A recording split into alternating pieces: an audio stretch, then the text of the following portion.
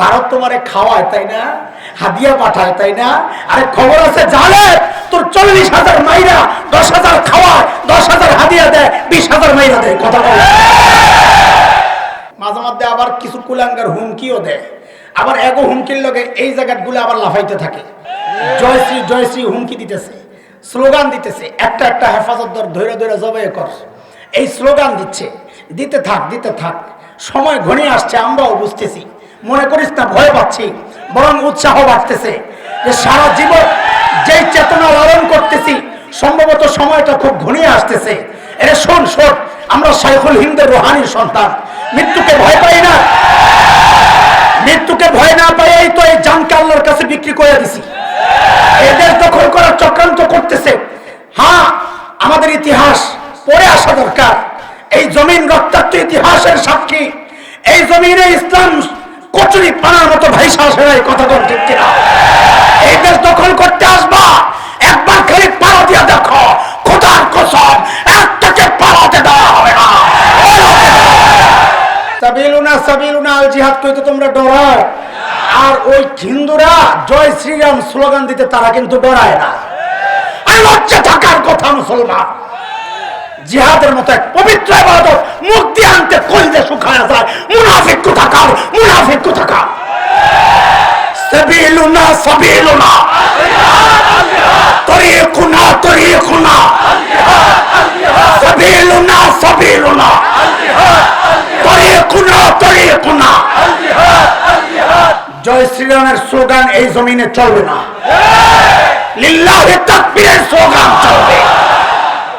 أفمن شرح الله صدره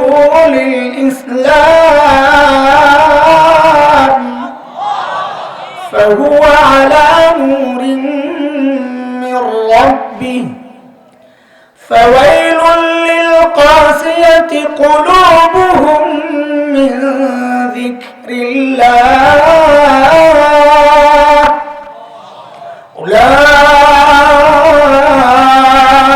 أولئك في ضلال মুবিন। এই আয়াতের মধ্যে রব্বি কারীম এই কথাগুলো বলেছেন। মুহতারাম হাজরিন, যে মহান মালিক এই নিয়ামতে ধন্য করলেন, ওই মালিকের শুকরিয়া আদায় করি আলহামদুলিল্লাহ। فَلَنُذِيقَنَّ الَّذِينَ كَفَرُوا عَذَابًا شَدِيدًا وَلَنَجْزِيَنَّهُمْ أَسْوَأَ الَّذِي كَانُوا يَعْمَلُونَ। আল্লাহ বলেন, যারা কাফির এদেরকে আমি অবশ্যই অবশ্যই কঠিন শাস্তি ভোগ করাবো, এবং তাদের অপকর্মের শাস্তি আমি আল্লাহ কড়ায় গন্ডায় বুঝিয়ে দিব। শেষ আয়াত আল্লাহর কথা, যালিকা জাযাউ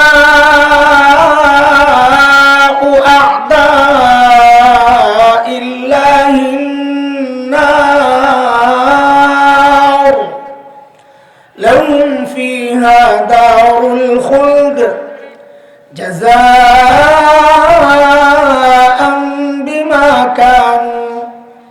বিমা কানু বিআয়াতিনা ইয়াজহাদুন।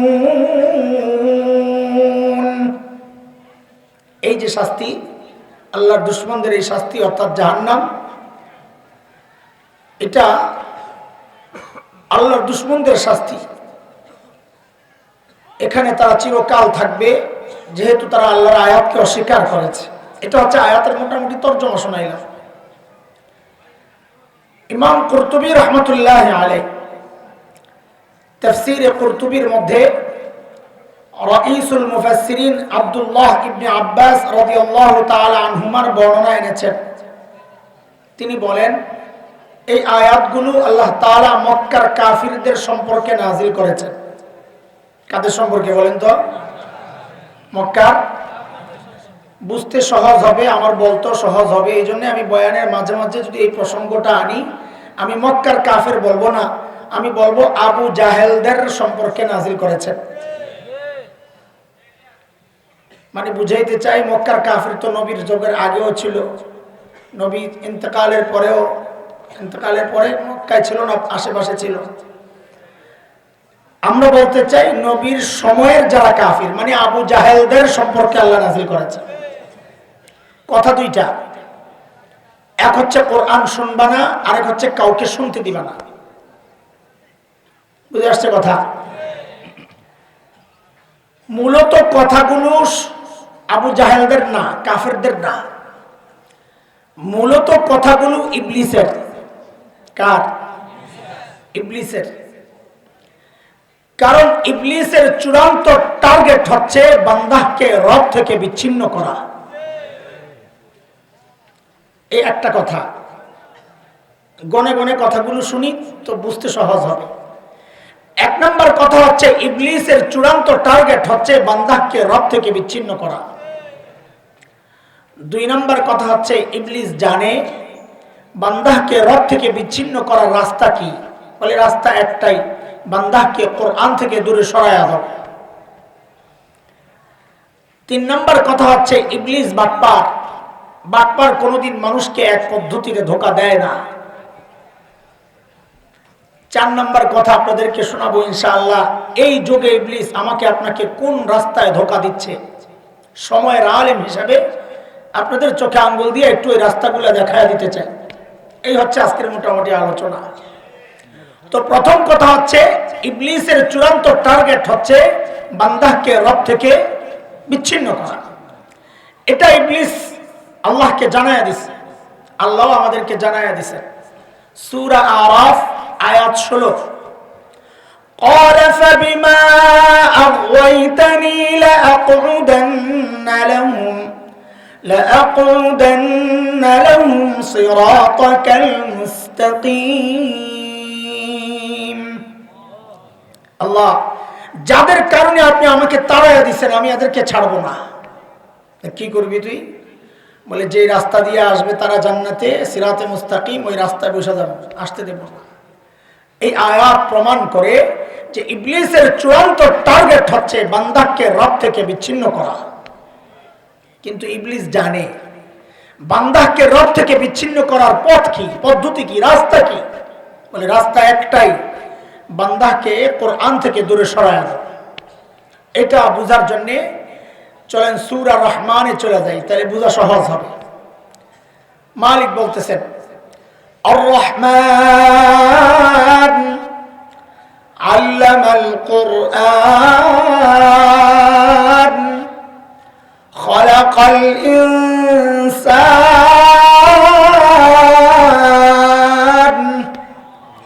কয় আয়াত? তিন আয়াত। আয়াতগুলো তর্জমা দেখেন। এক নম্বর আয়াত আর রহমান, রহমান আল্লাহ, ওই আপনাকে রহমানি আইছে, খিড্ডা রহমানিয়া তাকাই হয়েছে। এক নম্বর আয়াত কি? আর রহমান। দুই নম্বর আয়াত আল্লামাল কোরআন, যিনি কোরআন শিখালেন। একটা মজার কথা বলে ফিরি মাঝখানে। আল্লাহ তাআলা নিজেকে শিক্ষক বলার আগে বলতেছেন আমি রহমান, এরপরে বলতেছেন আমি কোরআন শিখাইছি। তার মানে প্রত্যেক শিক্ষকের দিলের মধ্যে মায়া লাগবে, মায়া রহমত লাগবে, তাইলে ওস্তাদগিরি করা যাবে। এটা ভিন্ন কথা, থাক, এটা বাদ। এক নম্বর আয়াত আর রহমান, রহমান আল্লাহ। দুই নম্বর আল্লামাল কোরআন, যিনি কোরআন শিখালেন। তিন নম্বর খালাকাল ইনসান, যিনি মানুষ সৃষ্টি করলেন। আয়াতগুলোর একটু সিরিয়াল দেখেন আপনারা। প্রথম রহমান আল্লাহ, এরপরে যিনি কোরআন শিখালেন, এরপর যিনি মানুষ সৃষ্টি করলেন। তিন নম্বরে মানুষের কথা। বলেন তো আপনারা, আমরা দুনিয়ায় আগে আসছি না আগে কোরআন শিখছি? আগে দুনিয়ায় আসছি না, কোরআন পরে শিখছি। তো দেখা যায় মানুষ সৃষ্টি আগে, কোরআনের শিক্ষা পরে। অথচ আল্লাহ কোরআন শিক্ষার ব্যাপার আনছেন 2 নম্বরে, মানুষ সৃষ্টির ব্যাপার নিছেন 3 নম্বরে। সিরিয়াল একটু আকপিস হয়েছে কিনা আমাদের বুঝ মতো। কারণ কি? এর কয়েকটা কারণ আছে, আমি 2টা বলি, সময় যেহেতু কম। প্রথমটা আমাদের আলোচনার অংশ না, প্রথম ব্যাখ্যাটা আলোচনার অংশ না, বুঝানোর জন্য বলা। আল্লাহ বলতে চাচ্ছেন বান্দা আমি তোমাকে আগে বানাইছি, কথা ঠিক, কিন্তু তুমি ততক্ষণ পর্যন্ত নিজেকে মানুষ পরিচয় দিতে পারবা না যতক্ষণ না তুমি কোরআনী শিক্ষায় শিক্ষিত হবা, কোরআনী শিক্ষায় শিক্ষিত হইলে তুমি মানুষ, নাইলে তুমি দেখতে মানুষ, আসলে মানুষ না। একটা উদাহরণ না দিলে বুঝবেন না। যুগের আবু জাহেলের বউরে চিনেননি? আর ওই যুগের আবু জাহেলের বউয়ের নাম কি ছিল? উম্মে জামিল বিনতে হারব ইবনে উমাইয়া। আর এই যুগের আবু জাহেলের বউ অনেকগুলা, একটার নাম হইল তসলিমা নাসরিন। সূরা লাহাব কি চলে গেছে না? আছে। আবু লাহাব তো নাই। তার মানে কি যুগে যুগে আবু লাহাব আসবে, নাইলে সূরাটা থাকবে কিয়ামত পর্যন্ত কার জন্য? আবু লাহাবও আসবে, বউ আসবে, মানে লোক চেঞ্জ হবে। তো তসলিমা নাসরিন তার এক বইয়ের মধ্যে লিখেছে, এই পেট আমার, আমার পেটের মধ্যে আমি যেখান থেকে খুশি সেখান থেকে বাচ্চা নিব, কারো কিছু বলার নাই।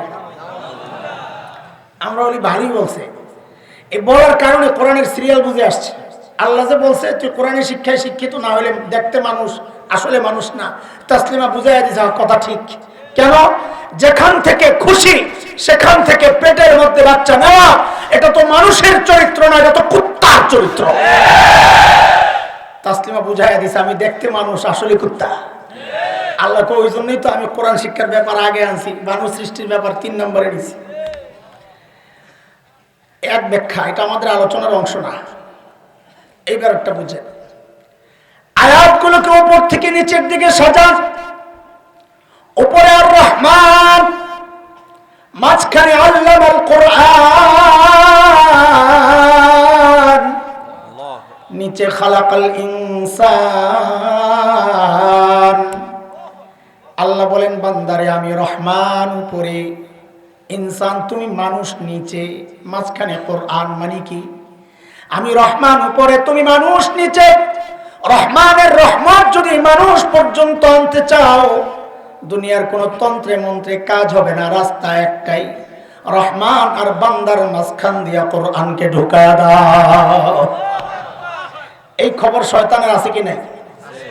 এই জন্য শয়তানের চূড়ান্ত টার্গেট হচ্ছে বান্দাকে কোরআন থেকে দূরে সরাও, তো বান্দা অটোমেটিক রহমান থেকে দূরে সরে যাবে। কিন্তু শয়তান বড় বাটপার। বাটপার কোনোদিন মানুষকে এক পদ্ধতিতে ধোঁকা দেয় না, তাই ধরা পড়ে যাবে। আর এটা শয়তান নিজেও কইছে, আমি বাটপার, আমি এক পদ্ধতিতে ধোঁকা দিব না। সূরা আরাফ আয়াত 17। ثم لآتينهم من بين أيديهم ومن خلفهم وعن أيمانهم وعن شمائلهم।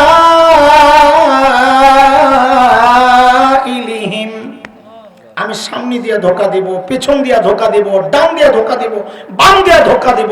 মুফাসসিরিনে কেরাম বলেন এর অর্থ হচ্ছে শয়তান কোনোদিন মানুষকে এক পদ্ধতিতে ধোঁকা দেয় না, চারদিক থেকে ধোঁকা দেয়। আল্লাহ এই জায়গায় কয় দিক বলছেন? বলেন না কয় দিক? আল্লাহ বলতেছেন এই বান্দা আমার, বুঝছস তোরা বুঝছস নি? না বুঝলে উদাহরণ দেখ। ঠিক 2 আয়াত পরে আল্লাহ উদাহরণ দিয়ে দিয়েছেন বুঝানোর জন্য। দেখ দেখ, শয়তান তোদের বাবা মাকে ধোঁকা দেওয়ার ক্ষেত্রে এক পদ্ধতি গ্রহণ করে নাই। একটা মিস তো দ্বিতীয়, দ্বিতীয় মিস তৃতীয়, তৃতীয়টা মিস তো চতুর্থ হামলা কইরা 4টা পদ্ধতি গ্রহণ কইরা তারপর তোর বাবা আর মাকে ধোঁকা দিস। দেখেন 2 আয়াত পরে দেখেন আল্লাহ কি বলতেছে। আমি খুব দ্রুত আগাইতেছি। فوسوس لهما الشيطان ليبدي لهما ما وري عنهما من سوآتهما وقال ما نهاكما ربكما عن هذه الشجرة إلا أن تكونا ملكين أو تكونا من الخالدين وقاسمهما إني لكما لمن الناصحين। ধোঁকার পদ্ধতি কয়টা? মনোযোগ আছে তোমাদের? মাদ্রাসার ছাত্ররা ভাই এই জায়গায় খোরাক আছে, খোরাক কিছু একটু নাও, বুঝো। 4টা পদ্ধতিতে আমার বাবা আর মাকে শয়তান ধোঁকা দিস। আমি আয়াতের ব্যাখ্যায় যাব না, শুধু পদ্ধতিগুলো দেখাচ্ছি। 1 নম্বর, মা নাহাকুমা রাব্বুকুমা আন হাযিহিশ শাজারা। আল্লাহ আপনাদেরকে এই গাছের ফল খাইতে মানা করছেন। আপনারা তো বুঝেন নাই। বলে কি বুঝি নাই? এটা না মানা করছে, আরো যে আছে এটা তো মানা করে নাই। আলেমরা বুঝেন আগে মারেফা আর নাকেরার পেশ দিছে। মারেফা নাকেরার পেশ কি সাধারণরা বুঝেন। এই লাইনে ধরেন এই যে 5টা কাঁঠাল গাছ, কথার কথা শয়তান এসে বলতেছে আল্লাহ আপনাকে এই প্রথম কাঁঠাল গাছটা নির্দিষ্ট সাজারা মারেফা নির্দিষ্ট কাঁঠাল গাছের কাঁঠাল খাইতে মানা করছেন, আরো যে 4টা আছে ওটা তো মানা করে নাই। তাইলে আল্লাহ তাআলার কালামের ব্যাখ্যা সর্বপ্রথম তাফসীর কে করছে ভাই? মুফাসসির হুজুরের নাম কি? আরে কথা কয় না। কাজী নামের শুরুতেই মুফাসসির আর 5 তলা টুপি দেখাই কাটতে হয়ে যায় না। সর্বপ্রথম তাফসীর করছে যে হুজুর, এই হুজুরের নামও কিন্তু ইবলিস। শয়তান যখন দেখলো কাম হয় নাই, এইবার মারছে 2 নাম্বারটা, ইল্লা আন তাকুনা মালাকাইন।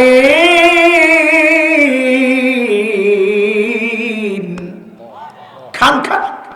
কেন খাবো? খাইলে ফিরিস্তা হইয়া যাবেন, এটা আল্লাহ চায় না।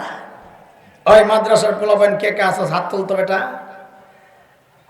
এই কয়টা থাক, বোঝা গেল ঘুমাইতেছে। ও এদিকে আছে, মাশাআল্লাহ। তোরা বুঝ ভালো কইরা, হাত নামা বেটা। ব্যাক কলের দল বড় ক্লাস নাই, পিটান দরকার ধরে।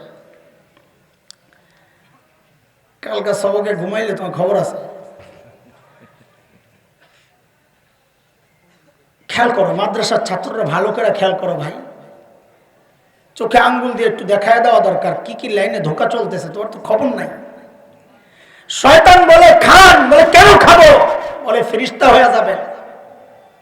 বলে এই জায়গায় ধোকাটা কি? ভালো কথা ফেরেশতা হয়ে যাবে, বলে বুঝো না ধোকা কি? ধোকা হচ্ছে আহলুস সুন্নাহ ওয়াল জামাতের আকীদা হচ্ছে হযরত আম্বিয়া আলাইহিমুস সালামের মর্যাদা মাখলুকের মধ্যে সর্বোচ্চ মর্যাদা। ফেরেশতার মর্যাদা নবীদের নিচে। ফেরেশতার মর্যাদা বুঝেন ভালো করে, ফেরেশতাদের মর্যাদা নবীদের নিচে।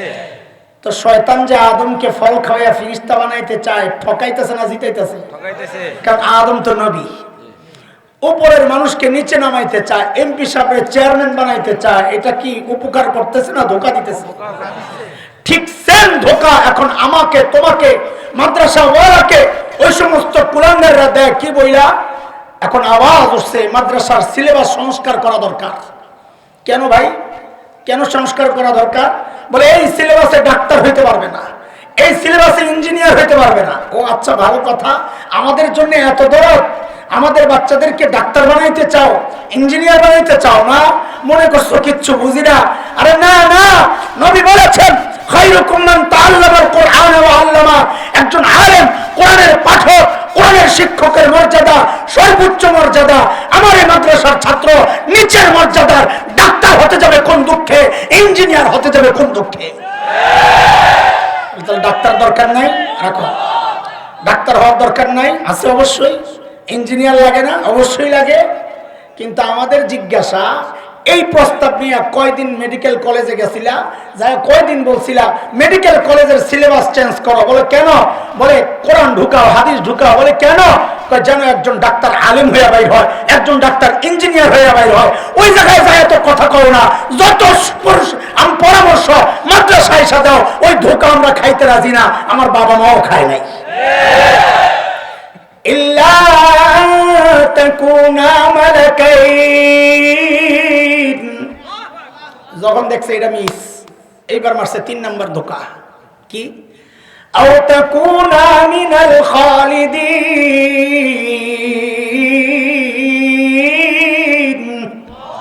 বলে খান খান। বলে কেন খাবো? বলে খাইলে জান্নাতে স্থায়ীভাবে থাকার ব্যবস্থা হবে। জান্নাতে স্থায়ীভাবে থাকার, এটা ভালো কথা না খারাপ কথা? অবশ্যই ভালো কথা।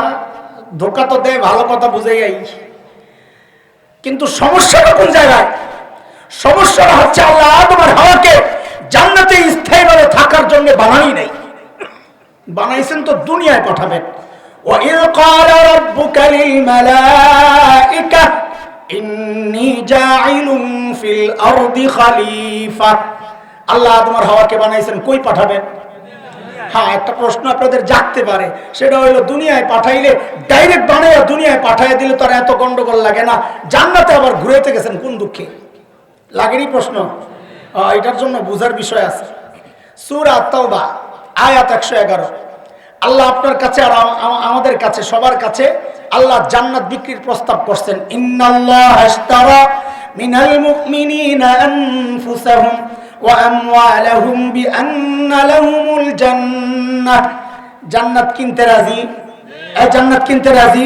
কে কে রাজি দেখি আল্লাহু আকবার। তাড়াতাড়ি হাত নামান। জান্নাত যে কিনার জন্য আল্লাহ প্রস্তাব দিয়েছেন, রাজি হয়ে গেলেন। জান্নাত দেখছেননি আপনারা? দেখেন নাই তো? ওলামায়ে কেরামকে জিজ্ঞেস করেন, কোন জিনিস না দেখে কিনা জায়েজ নেই? পানির তলে মাছ না দেখে কিনা জায়েজ আছে? আরেকটা শর্ত আছে, মালটা হস্তান্তরযোগ্য। আমরা কিতাবে পড়ি শব্দ মাকদুর তাসলিম।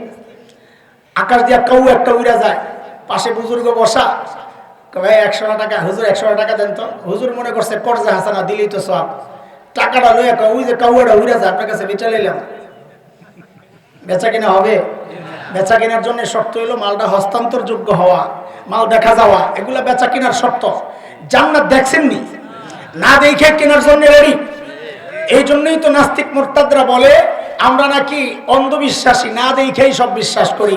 আমরা অন্ধবিশ্বাসী না বুঝে শুনে বিশ্বাসী? তো কোথায় বুঝে শুনে বিশ্বাসী? জান্নাত তো না দেখে কেনার জন্য রেডি। কারে বুঝেন, বুঝেন, কাহিনী বুঝেন। আপনাদের এলাকায় মেয়েদেরকে বিয়ে দিলে শ্বশুর বাড়ি দেখার জন্য মেয়ে নিজে যায় না গার্জিয়ান যায়? ও মেয়ে দুই রকম। এক মেয়ে হলো মা বাবার বাধ্য সন্তান, তার সামনে বিয়ের কথাবার্তা হলে হ্যাঁ লজ্জা, আরেক ঘরে জায়গা, ভাবিরে বাড়ায় যা মন্দির করতে করো, আমি এগুলাতে নাই। আর মাইয়া যদি হয় শাহবাগের স্লোগান কন্যা, বেড়া বেড়ি বোঝা যায় না। এটার সামনে যদি বলা হয় তোরে বিয়া দেবো, তো কব আমি আগে দেখে টেস্ট করে আই। আপনারা মা বাবার বাধ্য সন্তান না অবাধ্য সন্তান? বাধ্য সন্তান। তো এইবার বুঝেন আল্লাহ তাআলা বাবা আদম আর মা হাওয়াকে জান্নাত থেকে কেন ঘুরাই আনছেন?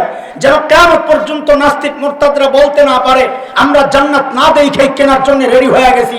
আরে না না না, আমরা তো মা বাবার বাধ্য সন্তান। আমাদের বাবা আদম জান্নাত দেখছেন, আমাদের মা হাওয়া জান্নাত দেখছেন, আমাদের দেখার আর দরকার নাই। শয়তান যখন দেখলো কাম তো হয় না, এইবার মারছে 4 নম্বরটা কি? অকাসামাহুমা ইন্নী লাকুমা লামিনান নাসিহিন। আল্লাহর কসম খায়া বলি, আমারে ভুল বুঝলেন আপনারা। আমি আপনাদের দুশমন না, আপনাদের হিতাকাঙ্ক্ষী। সুবহানাল্লাহ।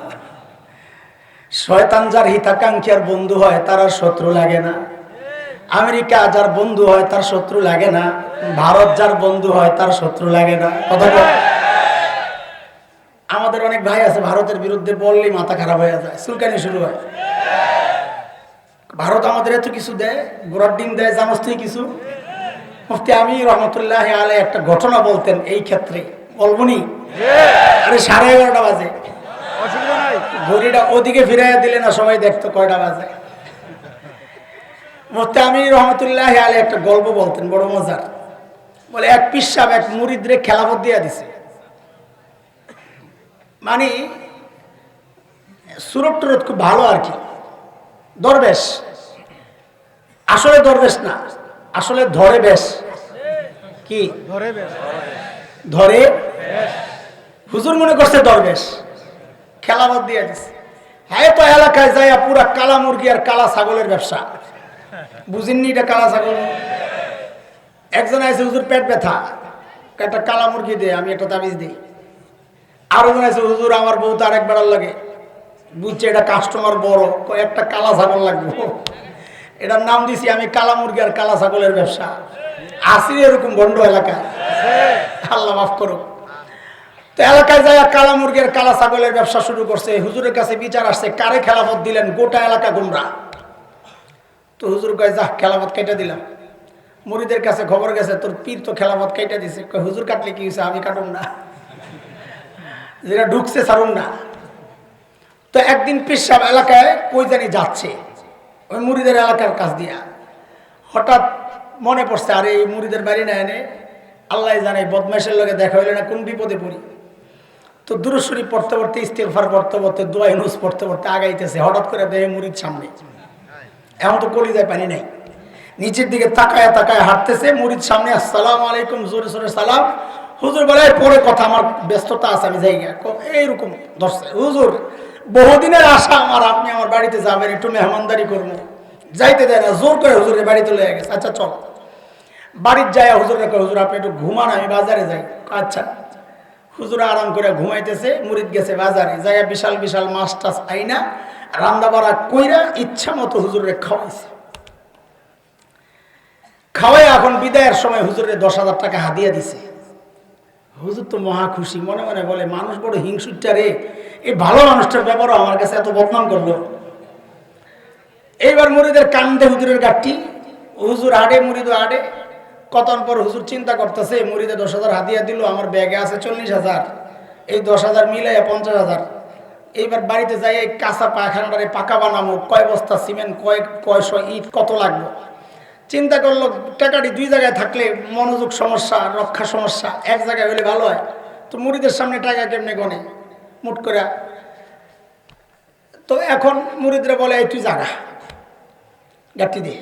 মুরিদ তো চাইতেছে এটাই, তাড়াতাড়ি হুজুর এলাকা আপদ থেকে বিপদ বিপদ বিপদ বাগান থেকে। মুরিদরে বিদায় করে হুজুর গাছ পাইছে একটা, বট গাছ তলে বইয়া গাঠটি খুলছে, ওই টাকাটিরে এই টাকার লগে একখানা করে পকেটে লইব। গাঠটি খুললে দেখে গাঠটির টাকারই নাই। কাহিনী কি হয়েছে? কাহিনী হয়েছে মুরিদে হুজুরের ঘুম পড়ায় গাঠটি খুলছিল, খুইলা 40,000 বাইর করে 10,000 দিয়া বাজার করছে। 10,000 হুজুরের হাদিয়া দিছে, 20,000 বাইরে দিছে। ভারত তোমারে খাওয়ায় তাই না, হাদিয়া পাঠায় তাই না? আরে খবর আছে জানে তোর 40,000 মাইরা 10,000 খাওয়ায়, 10,000 হাদিয়া দেয়, 20,000 মাইরা দেয়। কথা বলে এরপরেও তো চুপ নাই, মাঝে মধ্যে আবার কিছু কুলাঙ্গার হুমকিও দেয়। আবার এগো হুমকির লগে এই জায়গাগুলো আবার লাফাইতে থাকে। দেখছেন না গতকাল চট্টগ্রামে জয়শ্রী জয়শ্রী হুমকি দিতেছে, স্লোগান দিতেছে, একটা একটা হেফাজত ধরে ধরে জবাই কর, এই স্লোগান দিচ্ছে। দিতে থাক দিতে থাক, সময় ঘনিয়ে আসছে, আমরাও বুঝতেছি। মনে করিস না ভয় পাচ্ছি, বরং উৎসাহ বাড়তেছে যে সারা জীবন যেই চেতনা লালন করতেছি, সম্ভবত সময়টা খুব ঘনিয়ে আসতেছে।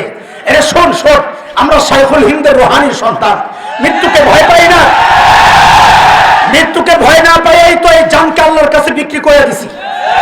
এদের দখল করার চক্রান্ত করতেছে। হ্যাঁ, আমাদের ইতিহাস পড়ে আসা দরকার। এই জমিন রক্তাক্ত ইতিহাসের সাক্ষী। এই জমিনে ইসলাম কচুরি পানার মতো ভাইসা আসে না, এই কথা বল ঠিক কিনা? এই দেশ দখল করতে আসবা, একবার খালি পাড়া দিয়া দেখো, খোদার কসম একটাকে পালাতে দেওয়া হবে না।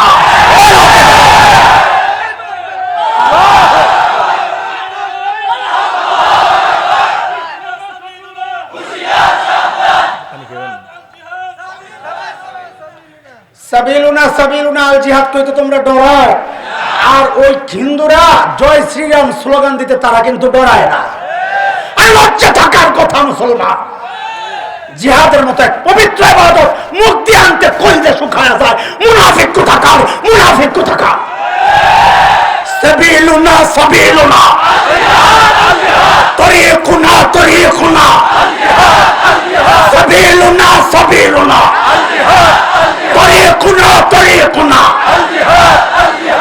জয় শ্রীরামের স্লোগান এই জমিনে চলবে না, লিল্লাহি তাকবীরের স্লোগান চলবে। মুসলমান মুনাফিকি জিহাদকে যে ভয় পায়, মুনাফিক, খোদার কসম আস্তা মুনাফিক।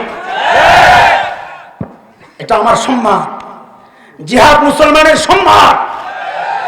নবী বলেছেন, এটা আর আমার কথা না।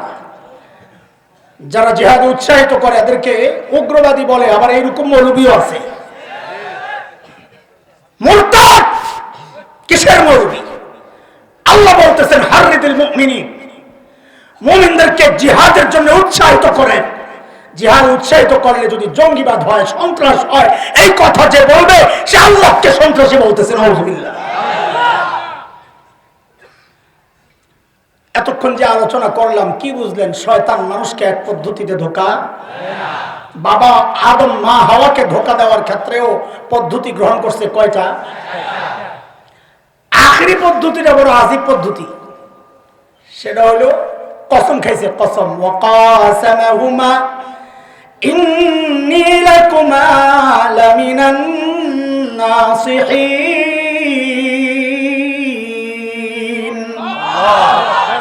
আল্লাহর কসম খায়া বলি, আমারে ভুল বুঝেন না, আমি আপনাকে হিতাকাঙ্ক্ষী। তুই কোন হিতাকাঙ্ক্ষী আমরা জানি। ঠিক এই ধোঁকা নির্বাচন আসলে আমাদের নেতারাও দেয়, এটা আখেরি ধোঁকা। শয়তান কসম খাইছে কার কার? তার মানে এও জানে যে আখেরি ধোঁকাটা দিতে হইব হুজুর সাজ্জা, আল্লাহর ভক্ত দেখাইয়া। নির্বাচন আসলে সারা জিন্দেগি বিরোধিতা কইরা, নির্বাচন আসলে টুপি টাপি মাথায় দিয়া পুরা হাসান বসরি, হিজাব লাগায় তসবির পুরা রাবেয়া বসরি। কথা কও, এই ধোঁকা মুসলমান খায় না, ধোঁকা মুসলমান খায় না। এই ধোঁকা বাবা মারে শয়তান দিছে, আখিরা দিছে হুজুর সাজ্জা। ও কাসামাহুমা ইন্নী লাকুমা লামিনান নাসিহিন। আল্লাহু আকবার। যারই দেখবেন যে এইরকম হুজুর সাইজা আপনারে ধোঁকা দিতে চায়, জামা পায়জামা লাগায়া আয়া পরে আপনার কাছে টুপি লাগায়া, বুঝবেন এটা শয়তানের আখিরি চাল। যাই হোক মহতারা, আমার এগুলা বলার মাকসাদ না, বুঝানোর জন্য কথাগুলো বলা। এতক্ষণ কি বুঝলেন? এতক্ষণ বুঝলাম শয়তান মানুষকে ধোঁকা দেওয়ার ক্ষেত্রে এক পদ্ধতিতে ধোঁকা।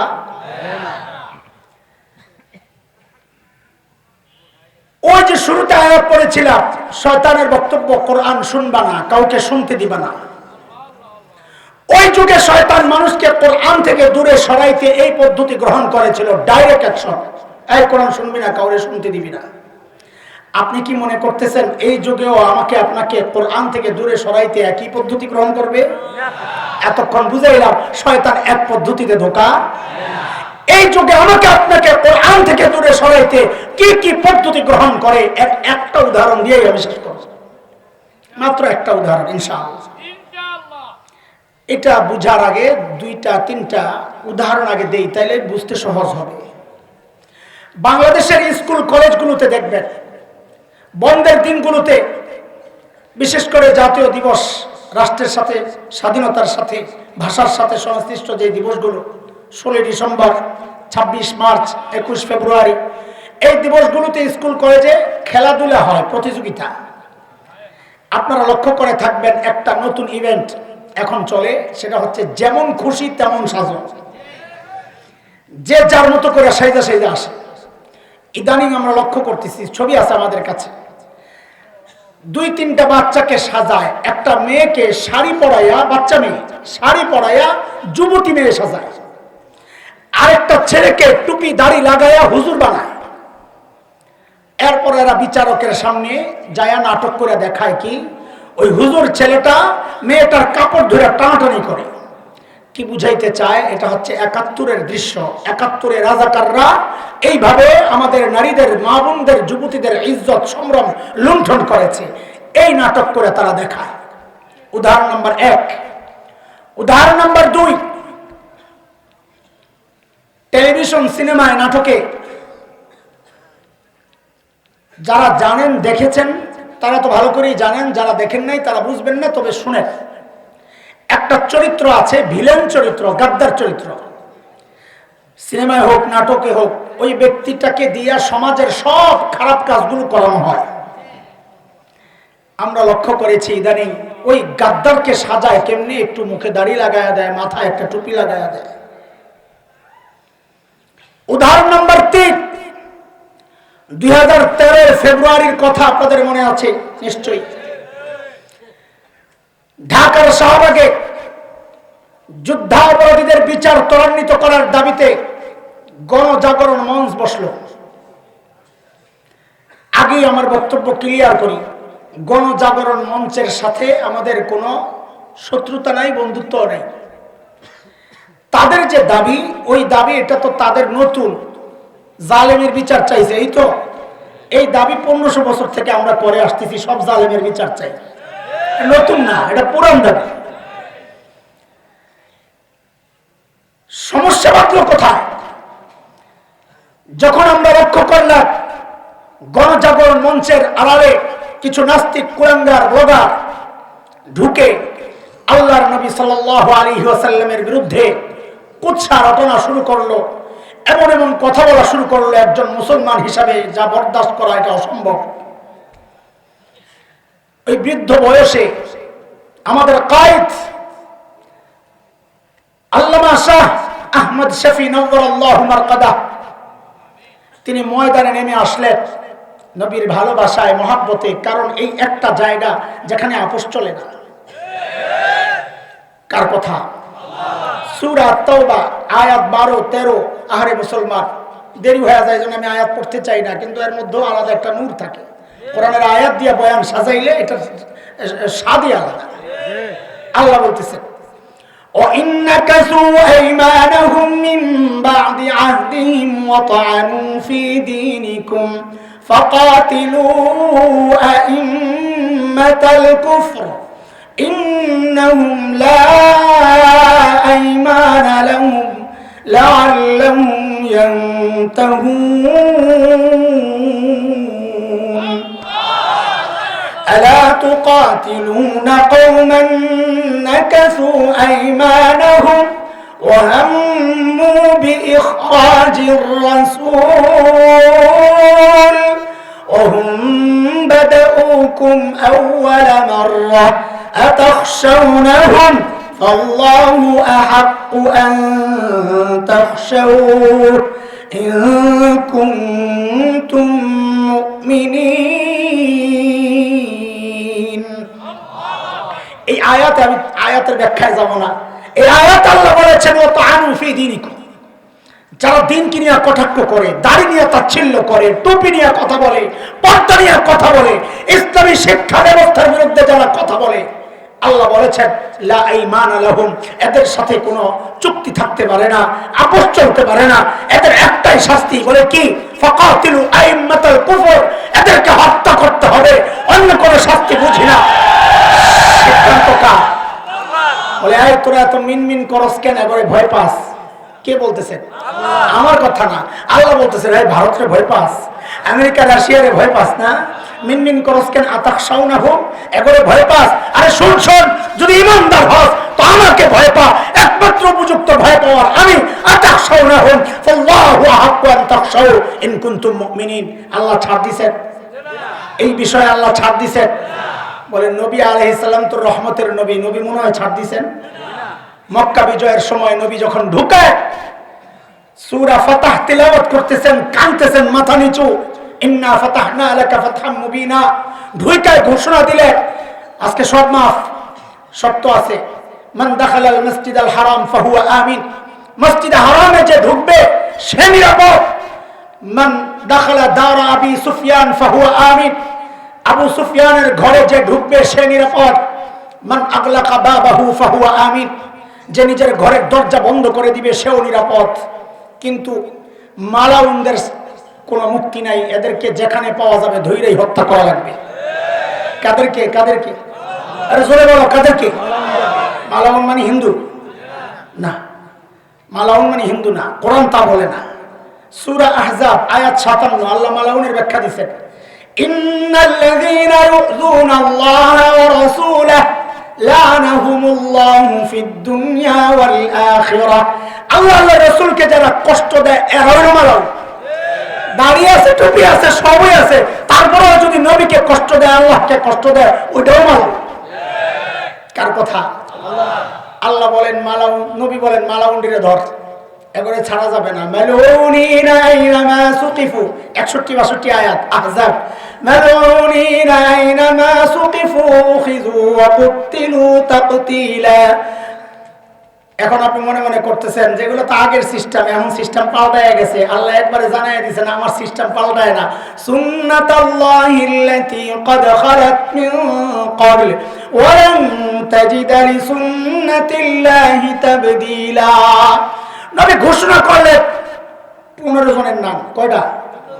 শেখ ইবনে তাইমিয়া রাহমাতুল্লাহি আলাইহির বিখ্যাত একটা কিতাব আছে আস-সারিমুল মাসলুল আলা শাতিমির রাসূল, তিনি 15 জনের নাম উল্লেখ করছেন। আব্দুল্লাহ ইবনে খাতাল, কুরতুনা, কুরাইনা, সাররা, মাকিস ইবনে সুবানা, হুয়াইরিস ইবনে নাকিদ, আব্দুল্লাহ ইবনে সাদ ইবনে আবি সালাহ, ইকরামা ইবনে আবি জাহল, হারিস ইবনে তালাতিল, ওয়াহশি ইবনে হারব, আব্দুল্লাহ ইবনে জিবিরা, আর কাব ইবনে জুহাইর, হুবাইরা বিনতে আবি ওয়াহাব আল মাখজুমি, ওয়াহশি ইবনে হাব, হিন্দা বিনতে উতবা, গনে গনে নবী 15 জনের নাম ঘোষণা করলেন, জেনে পা ধইরাই না হত্যা কর। নবী ছাড় দিছে? এত সুশীল সাজেন কেন আপনারা এই জায়গায়? আমাদেরকে সুশীল বানাইতে চায় কিছু মানুষ, যে এত গরম হয় না, গাদা কোথাকার, কোন জায়গায় নরম আর কোন জায়গায় গরম ওইটাও বুঝে না, মস্তিষ্কের মধ্যে পচন ধরেছে। এই জন্য ওলামায়ে কেরাম সব আন্দোলনে জড়ায় না নিজেদেরকে। আমাদেরকে ভয় পাওয়ার দরকার নেই। আমরা কাউকে ক্ষমতায় ওঠানোর রাজনীতি করি না, কাউকে ক্ষমতা থেকে নামানোর আন্দোলন করি না। আমাদের একটাই কথা, নবীকে ভালোবাসি, দিনকে ভালোবাসি। আমার দিন যদি আক্রান্ত হয়, আমার নবীর ইজ্জত যদি আক্রান্ত হয়, আমরা চুপ থাকতে রাজি না। আমরা চাই বিচার, চাই, অন্য কোনো বিচার মানি না। একটাই বিচার, নবীকে যারা গালি দিবে মৃত্যুদণ্ড চাই, মৃত্যুদণ্ড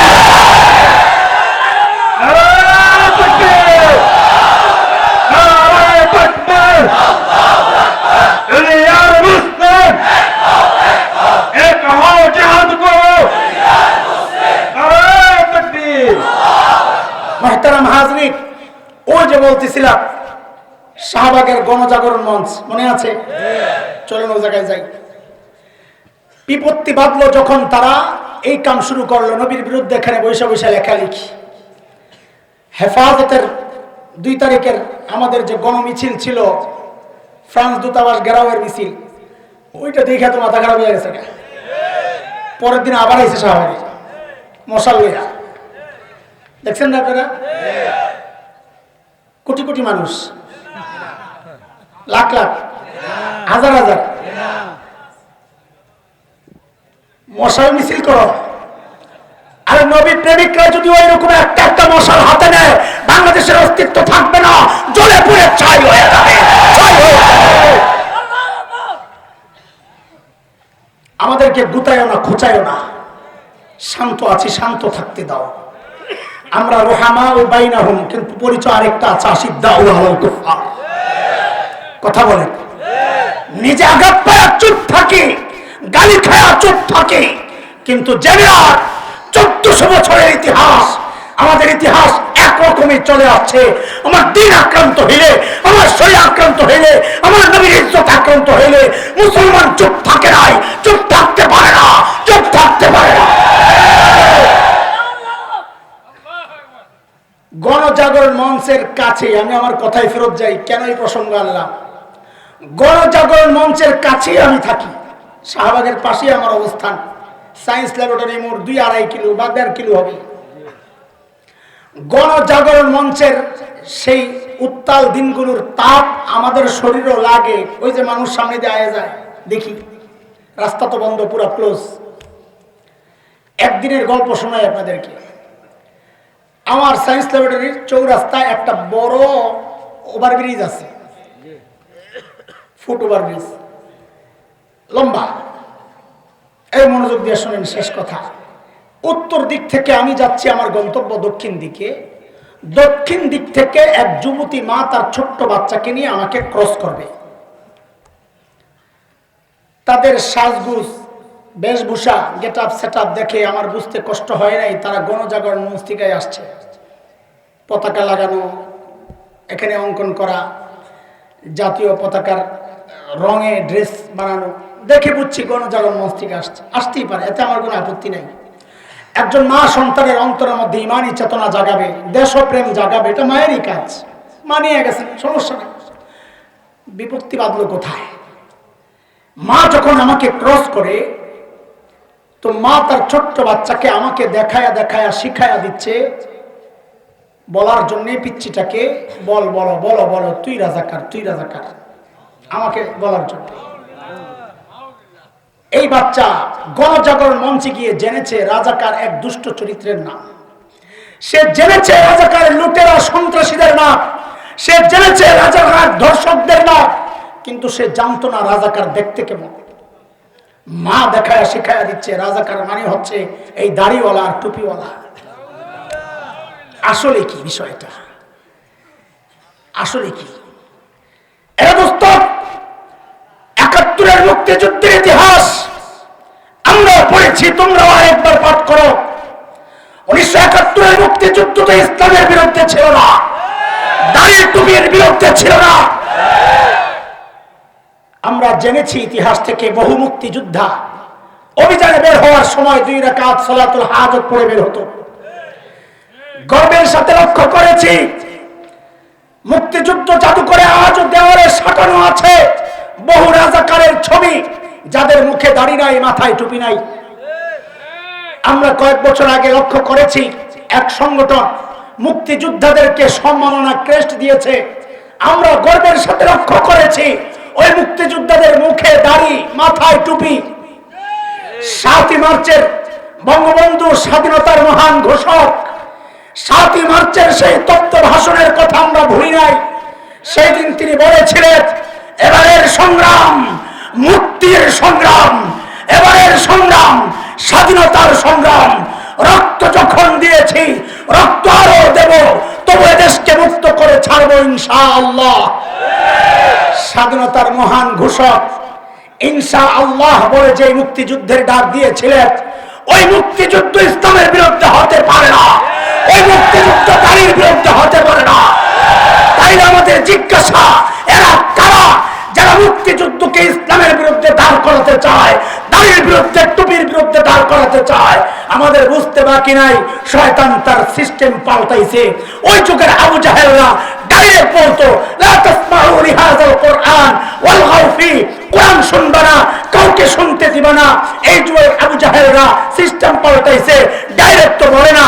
এমন এক পরিবেশ পরিস্থিতি দাঁড় করাতে চায়, এমন একটা প্রজন্ম তৈরি করতে চায় যাদের অন্তরের মধ্যে দাড়ির প্রতি ঘৃণা তৈরি হবে, টুপির প্রতি ঘৃণা তৈরি হবে। কেন? যারা আস্তে আস্তে এই প্রজন্ম আলেম ওলামা থেকে বিচ্ছিন্ন হয়ে, কোরআন থেকে বিচ্ছিন্ন হয়ে যায়। ধীরে ধীরে মালিক থেকে বিচ্ছিন্ন হওয়ার শয়তানের যে চূড়ান্ত টার্গেট, সেই টার্গেট পুরো করার চক্রান্ত চলছে মুসলমান। আমাদের পক্ষ থেকে তাদের কাছে একটাই মেসেজ দিতে চাই, এই কুলাঙ্গাররা শুনে রাখ, বাংলাদেশে ইসলাম কচুরি পানার মতো ভেসে আসে নাই। এই দেশের ইসলামের গোড়ায়, এই দেশের ইসলামের গোড়ায় শেখুল হিন্দের রক্ত পড়েছে, কথা তো ঠিক কিনা? এই দেশের ইসলামের গোড়ায় কারি ইব্রাহিমের চোখের পানি পড়েছে, কথা বলেছে। এই দেশের ইসলামের গোড়ায় মুফতি আমিনের চোখের পানি ঘাম ঝরেছে। এই দেশ থেকে ইসলাম নিশ্চিহ্ন করা, এই দিবা স্বপ্ন দেখে নিজেদের ধ্বংস ডেকে না। শুনে রাখ কুলাঙ্গাররা, 71 দেশ মুক্তির জন্য একবার মুক্তিযুদ্ধ হয়েছিল ইমান রক্ষায়, দিন রক্ষায়, নবীর ইজ্জত রক্ষায়, মাদ্রাসা রক্ষায়। যদি আর একটি যুদ্ধের প্রয়োজন হয়, আবারও যুদ্ধ হবে, আবারও যুদ্ধ হবে, আবারও যুদ্ধ হবে।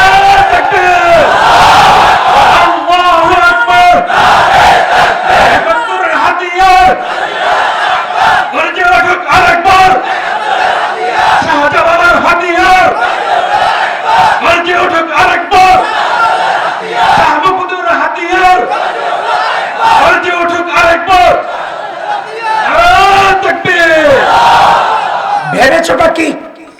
কি ভাবছ? আমরা শতটা বিভক্ত না, এগুলো সাইজ করা সোজা। কেউ জমিয়ত করে, কেউ চরমনাই, কেউ হেফাজত, কেউ বিএনপি, কেউ আওয়ামী লীগ। আরে শোন শোন, কোন বাচ্চা মা বাবার অবাধ্য, কথা শোনে না, কিন্তু ওই বাচ্চার মাকেও যদি কেউ গালি দেয় তার কলিজা ছিঁড়ে যায়, অথচ মা বাবার কথা শোনে না। ওই মানুষটা আওয়ামী লীগ করতে পারে, বিএনপি করতে পারে, দাড়ি কাটতে পারে, দিনের উপর চলতে না পারে, কিন্তু মুসলমানের হৃদয়ে নবীর মহব্বত তার মা বাবার চেয়েও বেশি। নবীকে গালি দিলে তার কলিজা ফাইটে যায়, কথা কও ঠিক কিনা? ভেবেছো কি আমরা শতটা বিভক্ত, তাই না? আজকে একটা একটা হেফাজত ধরে ধরে জবাই কর।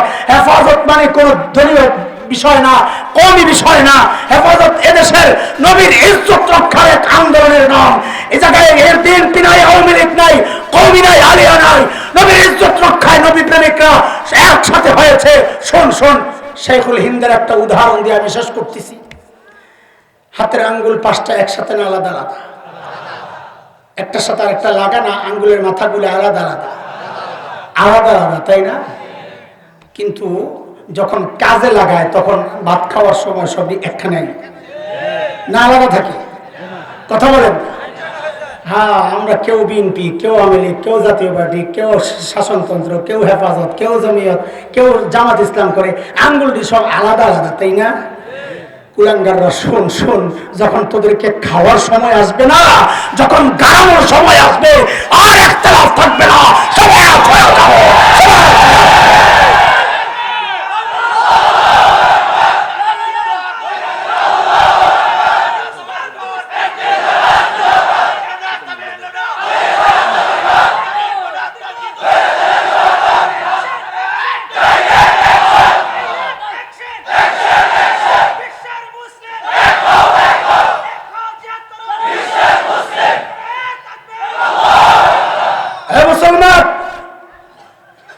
বাবনগরী দামাত বরকাতুহুল আলিয়া গতকালকেও দাউদকান্দি হযরতের প্রোগ্রাম আমরা করিয়েছিলাম। আলহামদুলিল্লাহ, হযরত বিদায়ের সময় মাথায় হাত নিয়া বুকের সাথে নিজের আমার মাথাকে লাগাইয়া অনেকক্ষণ রেখা বলেছেন, হযরত আমাদের কথাগুলো উম্মতের কাছে পৌঁছায়া দেন।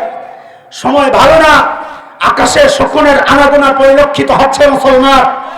এখন আর এই গন্ডগোলের সময় নাই।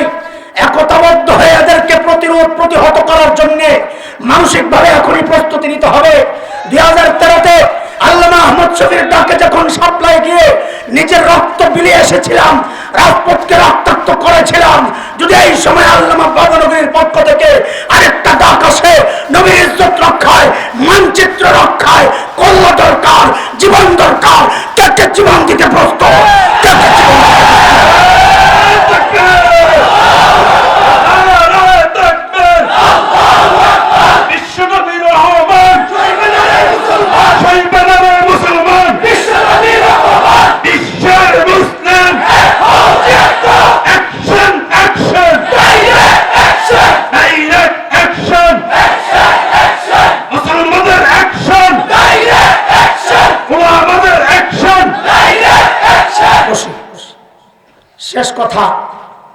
শেষ কথা, সময় খুব খারাপ।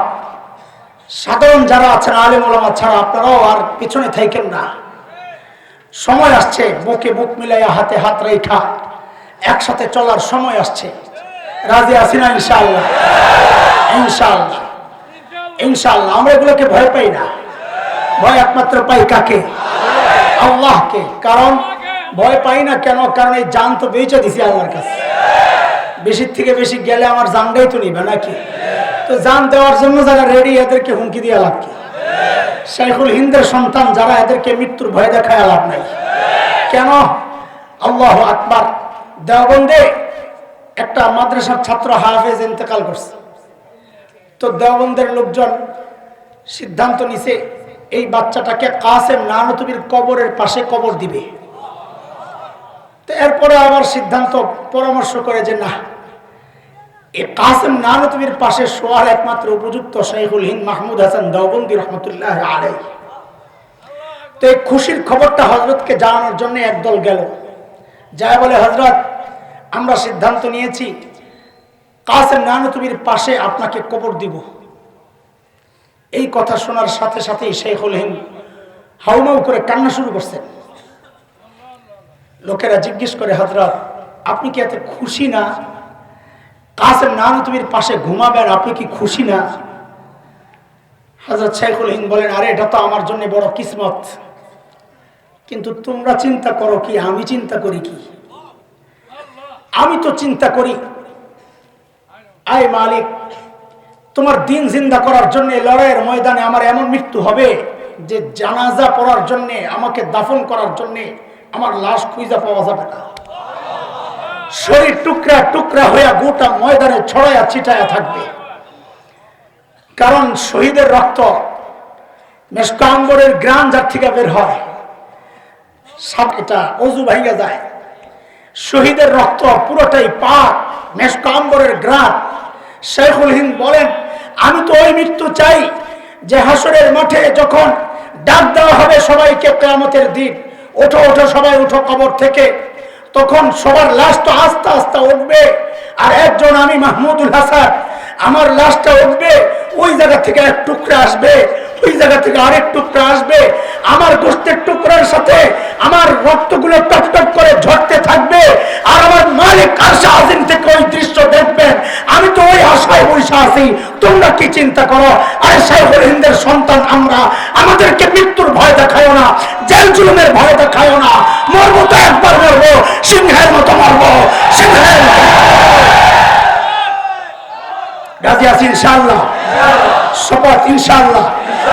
আল্লাহ কবুল করেন, আল্লাহ খিদ্দা রহমানিয়া মাদ্রাসাকে কবুল করেন। ভাই খুব সচেতন থাকা, নানান চক্রান্ত চলতেছে আমাদেরকে বিভ্রান্ত করার জন্যে, মালিক থেকে বিচ্ছিন্ন করার জন্যে।